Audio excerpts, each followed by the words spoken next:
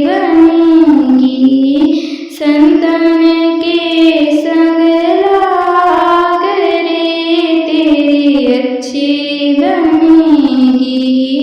संतन के संग लाग रे तेरी अच्छी बनेगी। बोली सद्गुरुदेव की जय। अभी आप सब वंदना जी से बहुत ही सुंदर भजनों से लाभ ले रहे थे। भजन की कड़ी है, संतन के संग लाग रे तेरी अच्छी बनेगी। हम लोग कोई सामान बिगड़ जाता है, मोबाइल बिगड़ जाता है तो बनाने वाले के पास जाते हैं। इसी प्रकार हमारा बिगड़ा हुआ जीवन अच्छा कब बनेगा? जब हम संतों के पास जाएंगे। जो व्यक्ति जिस चीज की कला जानता है तो वह सामान को अच्छा कर देता है। इसी प्रकार संत जन अपने जीवन को कैसे अच्छा बनाएं, कैसे हम जीवन को सार्थक बनाएं, इसकी कला जानते हैं।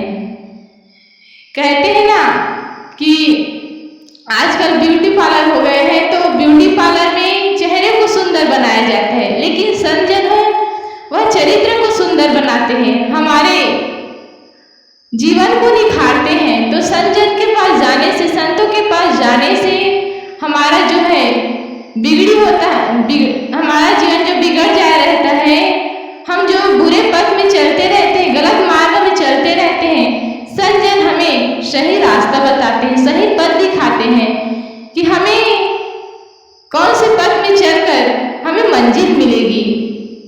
वह अपने अनुभव से, वह स्वयं करके, प्रैक्टिकल करके हम सबको बताते हैं, तब हम सीखते हैं।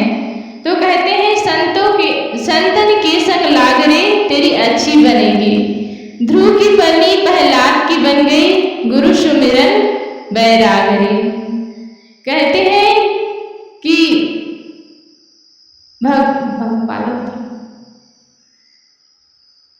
कहते हैं कि बालक ध्रुव संतों की, भगवान की जो अपने इष्ट मानते थे उसकी भक्ति में इतना डूबे रहते थे, इतना तल्लीन रहते थे कि वह हमेशा उसी की स्मरण करता रहता था, उसी का नाम माला जपता रहता था।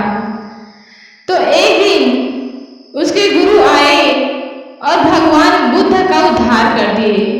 तो जो नाम जपते हैं वह तो काल्पनिक है, लेकिन जो गुरु सच्चा रास्ता बताता है वही सार्थक होता है।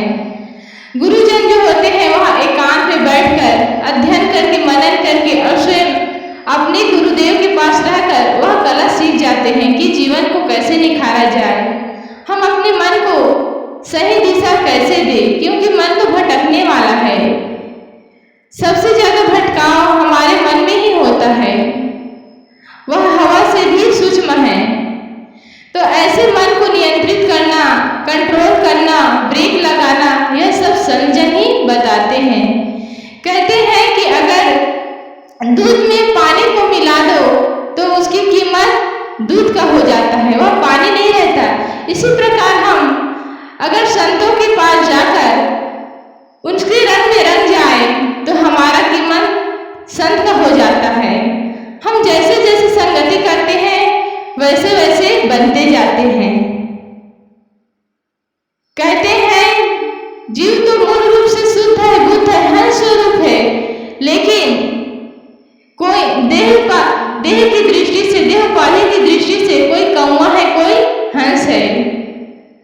कौवा जो होता है वह अच्छी बुरी वस्तुओं का, चीजों का विवेक न करके सभी वस्तु को खाते हैं, लेकिन जो हंस होता है, विवेकवान होता है, वह निश्चित का विवेक करता है। खाद्य अखाद्य, सही गलत, त्याज्य ग्रहण, इसका सब त्याग करके वह सारग्राही होता है, अच्छी अच्छी चीजों को खाता है और सही वाणी सुनता है, मानसरोवर में रहता है।